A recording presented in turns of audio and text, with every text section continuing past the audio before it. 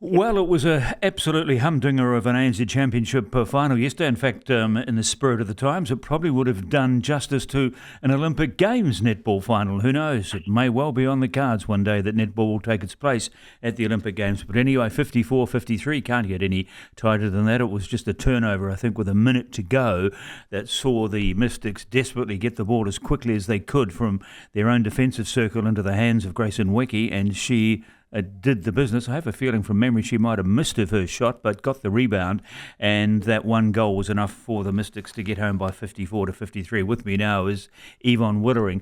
Well, it's an unfair question, I suppose, when the score is 54-53, but did the best team win? Well, initially, throughout the season, the second part of the season, I would have said, Mystics were going to go back to back. But really, if you have a look at it, Pulse were the consistent team throughout the season. They had 12 wins, 3 losses. And you looked at it, home advantage, and it was really hard to call. And as the game progressed, yes, Mystics came off a really good start, 49, but then the Pulse really started to nail it. They won the second and third quarter, and they looked like they had the game in hand. And as you indicated, with I think it was 2 minutes to go, they had the opportunity to go 2 up, and unfortunately, there was a rebound taken, and the Mystics are known for how quick they can get the ball to Grace Nweki, and that proved the exact case. But give it to Tuiava, actually, because with about 20 seconds to go, and that's when the game was a draw at that time, and she passed the ball into Vui, and she asked for the ball back. And the reason for that is that she wanted to obviously to put down time so that there was a situation where the Pulse wouldn't have had an opportunity to have had their centre pass. So eventually they got the ball into Grace Nweki. I don't think they thought she was going to miss the shot because there wasn't a lot of time left, but luckily she rebounded, shot the goal, and they won by 1. So for the spectators' point of view, you couldn't have had a closer game. Yes, smart thinking there, as you say, on the part of Tuiava.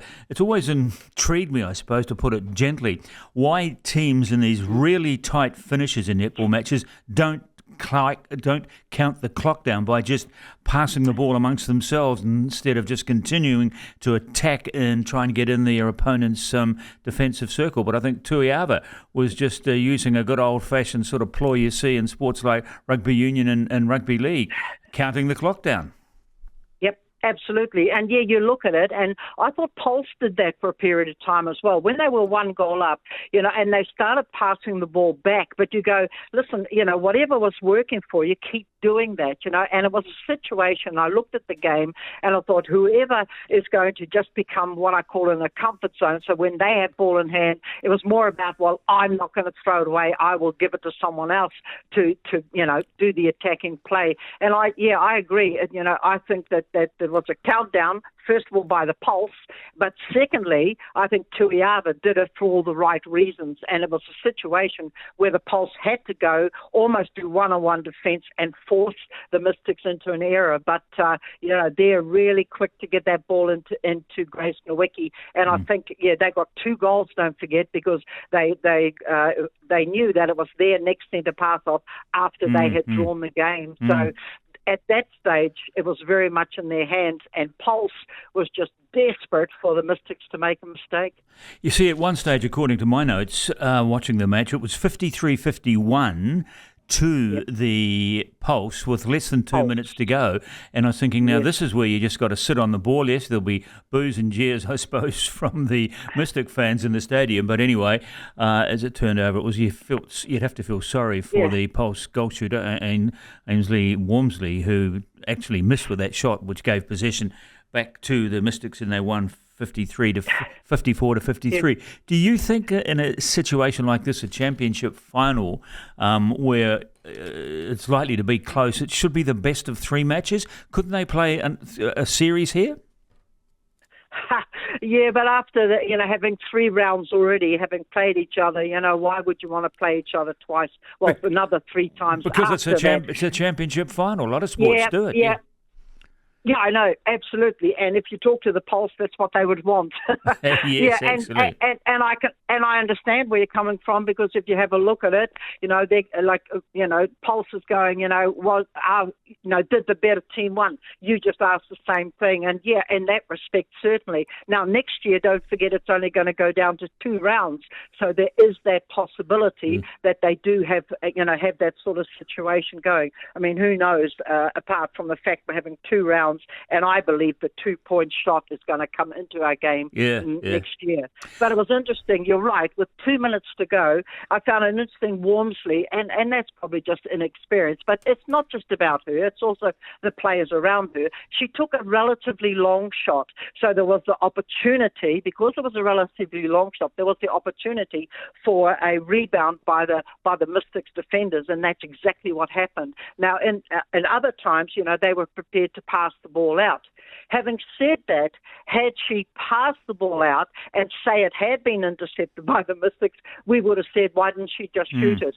So, it's just a very fine point. But, yeah, it's a shot that she probably normally would have sunk, and she was devastated at the end because she knew that at that particular moment she could have won the game for them. And that, unfortunately, is the way it is with shooters, because that's obviously a stat that we can always cite.